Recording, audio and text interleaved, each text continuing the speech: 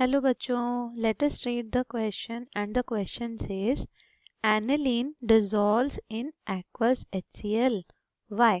तो आपको बताना है, रीजन देना है कि aniline जो है वो aqueous HCl में डिसॉल्व क्यों करता है। तो इसको जानने से पहले देख लेते हैं इसके एक छोटे से की कंसेप्ट को। तो हमें पता है अगर कोई चीज़ डिसॉल्व हो रही है या सॉल्यूबलाइज हो रही है इन एनी अदर सॉल्वेंट, तो कोई भी सॉल्वेंट में अगर कोई चीज़ डिसॉल्व या सॉल्यूबलाइज हो रहा है तो उसका एक ही रूल होता है, that is like dissolves like.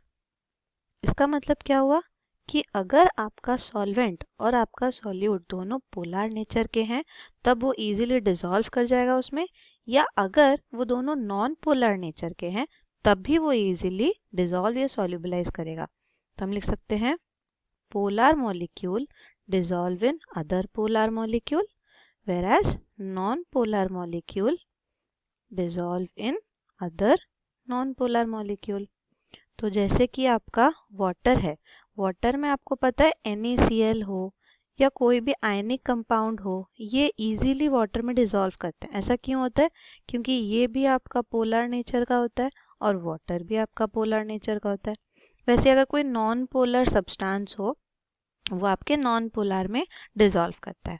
अब यहाँ हमें सबसे पहले देखना है कि जो एनिलीन है उसका नेचर क्या है।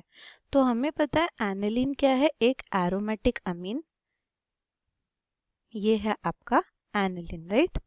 तो एनिलीन क्या है, एक एरोमेटिक अमीन है जिसमें एक काफ़ी ज़्यादा बल्की रिंग है, बल्की रिंग प्रेजेंट।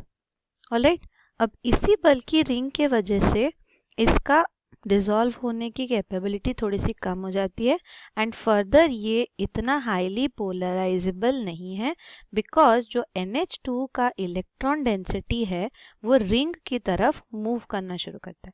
तो यहाँ लिख सकते हैं due to bulky ring present the aniline loses its polar character, polar character. ठीक है, तो यहाँ हम जो ये एरो दिखा रहे हैं इसका मतलब क्या है, इलेक्ट्रॉन डेंसिटी शिफ्ट। कहाँ पे शिफ्ट हो रहा है? रिंग की तरफ शिफ्ट हो रहा है। ऑलराइट, तो अगर ये पोलर नेचर नहीं है तो ये वाटर में कैसा सॉल्यूबल शो करेगा? ये वाटर में आपका हो जाएगा स्पेरिंगली सॉल्यूबल। स्पेरिंगली सॉल्यूबल होने का मतलब ये बहुत ही कम सॉल्यूबल होता है इन वाटर या कोई भी वाटर लाइक सब्सटेंसेस में।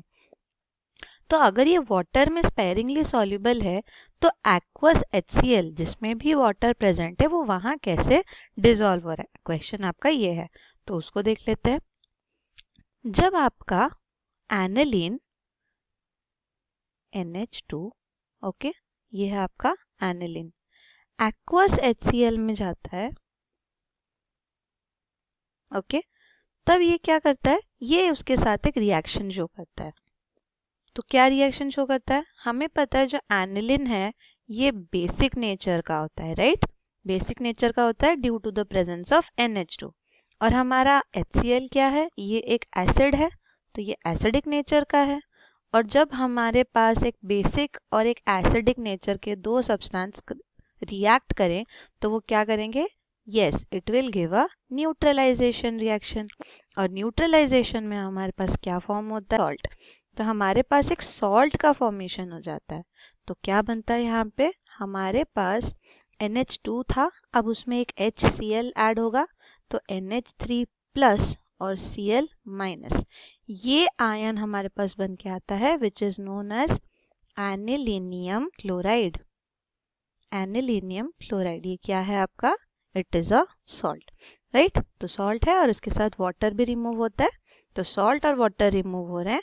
अब जैसे ही ये सॉल्ट बन जाता है, आप देख रहे हो यहाँ पर एक पॉजिटिव चार्ज और नेगेटिव चार्ज है जिसके वजह से इसका नेचर अब क्या बन जाता है, आयनिक हो जाता है। आयनिक नेचर, पहले ये क्या था, नॉन पोलर था, अब ये कैसा नेचर का हो गया, आयनिक नेचर का हो गया।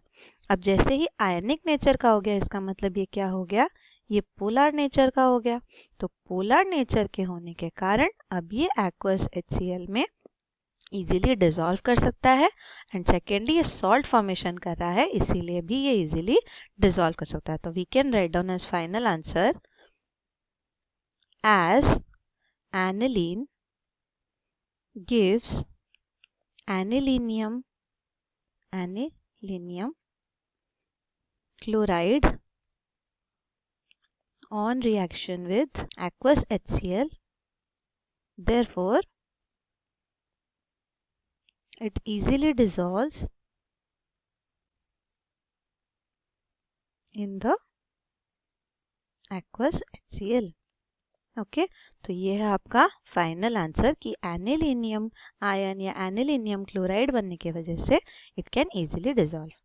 Hope you understood it well. Best of luck.